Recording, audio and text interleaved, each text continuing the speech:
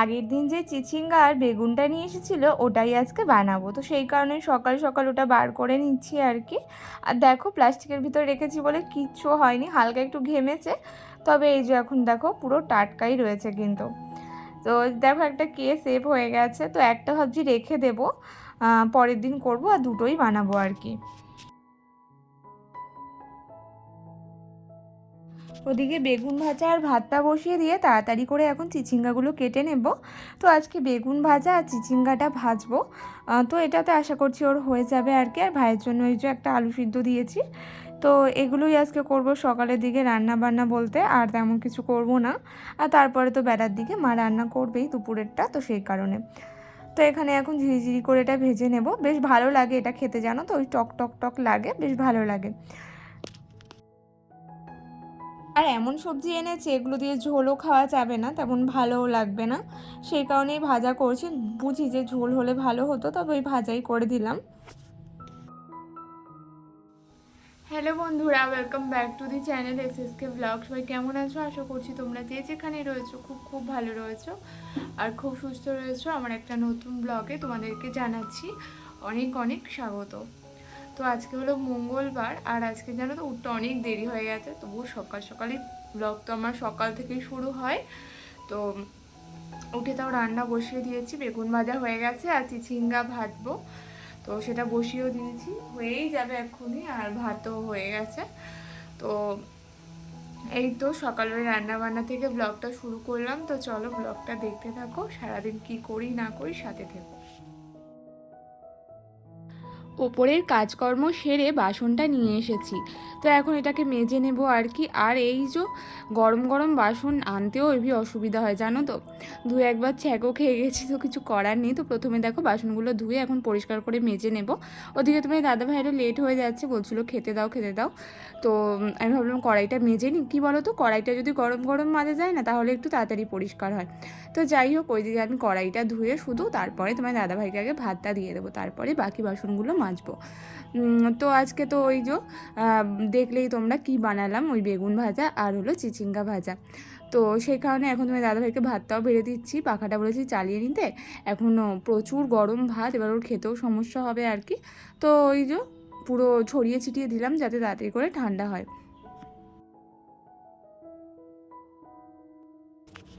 আর তোমার দাদাভাইয়ের একটা দোষ কী বলো তো, যেদিনকার তাড়াতাড়ি যাবে সেদিনকার বলবে না, হঠাৎ করে বলবে দাও দাও। এবার আগে থেকে বললে তো মানুষ সেই বুঝে করবে, তো এই যে একটা অসুবিধা হয়, ও করে আমার সাথে। তো যাই হোক, এই দেখো এখানে এরকম হয়েছে ভাজাটা। আর সত্যি কথা বলতে তোমার দাদাভাই তো বেগুন ভাজা খেতে ভালোবাসে, সেই কারণে ওর অন্য কিছু প্রয়োজনই হয় না। তো তাও আমি চিচিঙ্গাটা ভাজলাম আর কি, শুধু তো ওই বেগুন ভাজা দিয়ে দেওয়া যায় না, তো সেই কারণে। তো দেখো তোমার দাদাভাই খাওয়া দাওয়া করে চলে গেছে, এখন মাম্মামকে এখন একটুখানি আপেলটা সেদ্ধ করে খাওয়াবো। অনেক দিন ধরে আনা হয়েছে, আপেলটা খাওয়ানোই হচ্ছিল না, ওই যে লেবুগুলো ছিল লেবুগুলো আগে শেষ করেছি আর কি। তো আজকে যেহেতু মাম্মাম তাড়াতাড়ি উঠেছে সেই কারণে ভাতটাও তাড়াতাড়ি খেয়েছে, আর সেই কারণে আপেলটা ভাবলাম আজকে দিয়েই দিই। তো চলো মাম্মামকে আপেলটা খাইয়ে নিই। তো ওখানে আপেল মাম্মামের খাইয়ে দাইয়ে ওপরে এসেছি, ওপরে এসে এই যে কিছু কাজ করছিলাম, তো মাম্মামকে দিয়েছিলাম এগুলো নিয়ে খেলতে আর কি, আর আমি ওই ভিডিওর কাজ করছিলাম আর কি। তো মাম্মাম চুপ করে খেলছিল, আমার কাজ শেষ হয়ে গেছে, তো এখন মাম্মামের জিনিসগুলো গুছিয়ে রাখছি। মামামকে চুল কাটানোর পর থেকে আর এগুলো তো ব্যবহার করা হয় না, সেই কারণে আমি এরকম একটা বাক্সে ভরে রেখেছি। ওই দেখো আমার মামাম পাশেই রয়েছে। আর এই যে ওপরের ইয়েটা দেখছো, এটা কিন্তু আমার খুব পছন্দের, আমার মামামের জন্মদিনের, মানে প্রথম বছর জন্মদিনের জন্য এটা কেনা হয়েছিল, তো ওটা রয়েই গেছে। তো এরকম অনেক কিছু ছিল জানো তো, সবই আমার মামাম ফেলে দেয়, কিচ্ছু রাখা যায় না ওর জন্য। তো আমি কি করি, সব লুকিয়ে আটকে রেখে দিই, খেলনা দিয়েই খেলে না, বাচ্চাদের তো এটাই স্বভাব তাই না, বা খেলনা ছাড়া ওর আদার্স আর যা যা আছে সেগুলো নিয়েই খেলবে। তো যাই হোক, এই তো এগুলো এখন গুছিয়ে টুছিয়ে রেখে দেবো। আর চলো, আরও অনেক কাজ আছে, এখন একটু কাছাকাছি করব, তো চলো নিচে যাওয়া যাক। দেখো দিন আনা দিন খাওয়া সংসারে অনেক কিছু কিন্তু হিসাব করে চলতে হয়, চাইলেও কিন্তু আমরা সবটা করতে পারি না তাই না। আর আমরা যদি একটু হিসাব করে না চলি তাহলে কি করে হবে বলো তো। তার উপর তোমার দাদাভাইয়ের একার ওপর পুরো সংসার, তারপরে মামামের একটা চাপ। মামামের চাপ বলতে আমরা যেমনই থাকি ওকে তো সুস্থভাবে ঠিক করে রাখতেই হবে সব সময়, সব ক্ষেত্রে তাই না। তো এখানে দেখো নির্মাটা ঢেলে নিচ্ছি আর কি, আর মামামও আমার সাথেই রয়েছে। আমি জল কাজ করব, ও আমার সাথে থাকবে। তো কিছু করার নেই, মামামকেও নিয়ে নিলাম আর কি। তো যাই হোক, এই তো এখন কাছাকাছিগুলো করবো। আর তোমার দাদা ভাইয়ের ওই যে কাঠের কাজ, প্রথম যখন আমরা বিয়ে করেছি তখন তোমার দাদা ভাইয়ের 200 টাকা রোজ ছিল। সেই 200 টাকা রোজেই কিন্তু আমরা ওরকমভাবেই সংসার আমাদের চলেছে, সব কিছু চলেছে। এখন তো দেখতে দেখতে তোমার দাদা ভাই বেশ ভালোই, যেটুকু করছে সেটুকু ভালো করছে আগের তুলনায়। তো সেটাই, এবার ওই 200 টাকা রোজে যদি আমি সংসারের অন্য কথা না ভেবে নিজে যদি ফুটানি মেরে চলতাম, তাহলে কি আমার সংসারটা চলতো বলো তো? চলতো না তো। হ্যাঁ, নিজেওকেও অনেক কিছু স্যাক্রিফাইস করতে হয়, আমিও করেছি, তোমার দাদাভাইও করেছে। তো সেই ফলশ্রুতিতে এখন কিন্তু আমরা যথেষ্ট ভালো রয়েছি। হ্যাঁ, খুব যে একটা আহামরি সেটা নয়, তবে খেয়ে পড়ে মামামকে নিয়ে বেশ ভালোই রয়েছি। তো যাই হোক, এই তো এদিকে কাছাকাছি করবো বলে দেখো তোমার দাদাভাই জামাগুলো ভিজিয়ে দেবো, অনেক দিন ধরে রাখা ছিল আর কেমন ধুলো ধুলো হয়ে গেছিলো, পরে না। তো ভাবলাম যে ধুয়ে একবারে ঢুকিয়ে রাখি, খালি খালি রেখে লাভ নেই। আর ওকেও দোষ দেওয়া যায় না, কারণ যা গরম পড়েছে, এগুলো যে ও পড়বে সেটাও নয়, কারণ ফুল হাতা তো, সেই কারণে। তো ভাবলাম কেচে ঢুকিয়ে রাখি।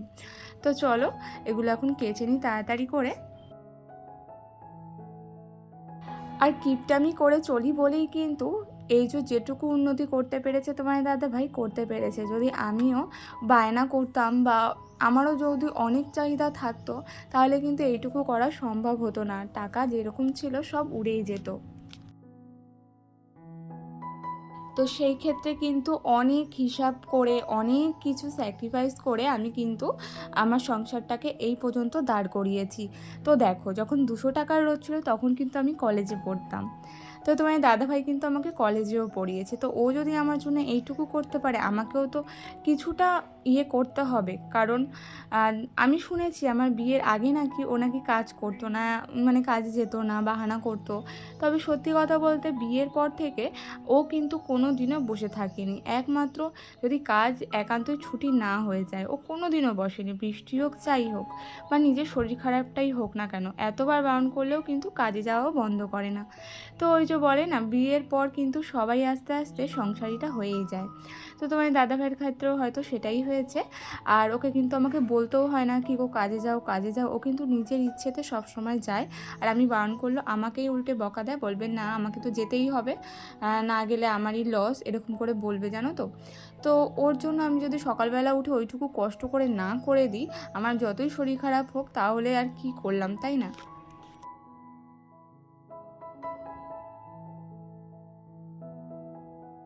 আর কি বলো তো, সংসারী মানুষকে বলে করানো যায় না বা জোর করে করানো যায় না, সেটা কিন্তু নিজে থেকেই আসে। আর তারপর মাম্মাম হওয়ার পর থেকে তো আরও বেশি।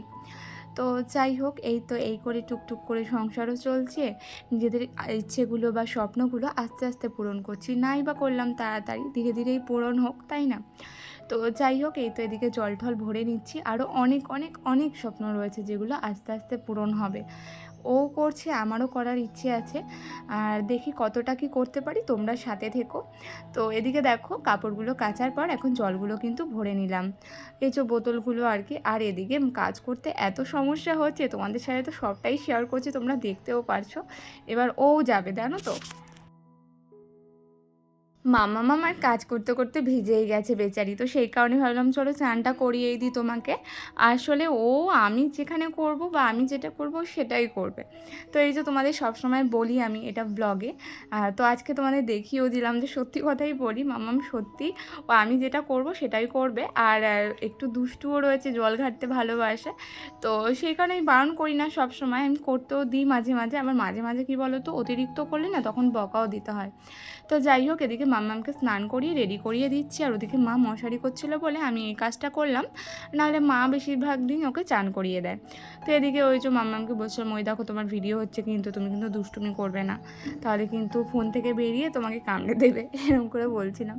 তো যাই হোক, এই তো এখন মাম্মামকে সাজগুজু করিয়ে দেবো আর কি।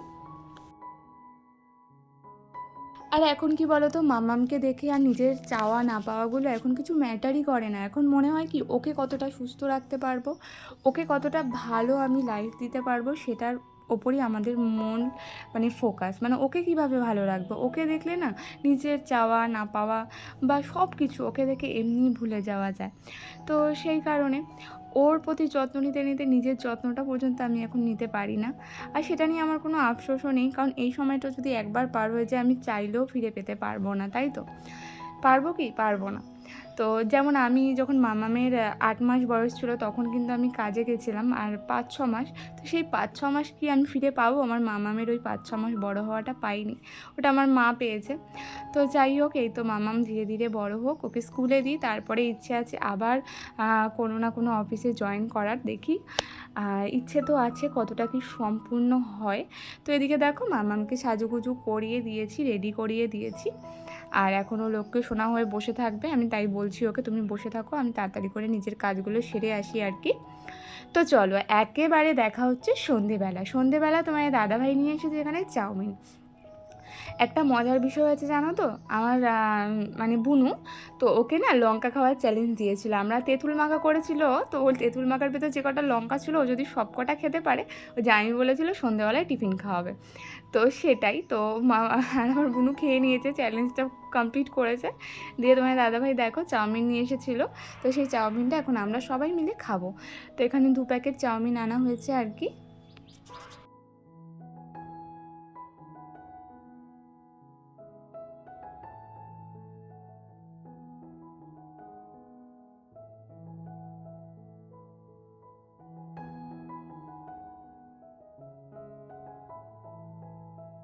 আর এদিকে দেখো চাউমিনটা সাজিয়ে গুছিয়ে নিলাম, আর এদিকে সবার ফার্স্ট যে খাবে সেটা হলো আমার মামাম। ও বাটি নিয়ে আগে বসে পড়েছে, খাক চাই না খাক ওকে দিতে হবে।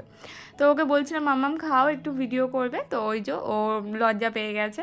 তো যাই হোক, এই তো এখন সবাইকে ভাগ করে দেবো, বেশ ভালো লাগে না এরকম ভাগ ভাগ করে সবাই মিলে খেতে। তো সেই কারণে একটা থালাতেই নিয়ে নিলাম, মা আর বোনকে আলাদা করে দিয়ে তারপর আমরা 3 জনে একসাথেই খেয়ে নেবো আর কি। তো চলো এদিকে বুনুকে দিয়ে নিয়ে আগে। আর যারা আমার চ্যানেলে নতুন এসেছো, আমার ভিডিও যদি ভালো লেগে থাকে তাহলে কিন্তু একটা ছোট্ট লাইক করতে ভুলো না। আর যাদের কাছে ভিডিওটা অনেক বেশি ভালো লেগেছে তারা কিন্তু ওই ছোট্ট চ্যানেলটার সাথে যুক্ত থেকো। তো চলো আমরা চাউমিন খাই, তোমরা আমার ব্লগটা দেখতে থাকো।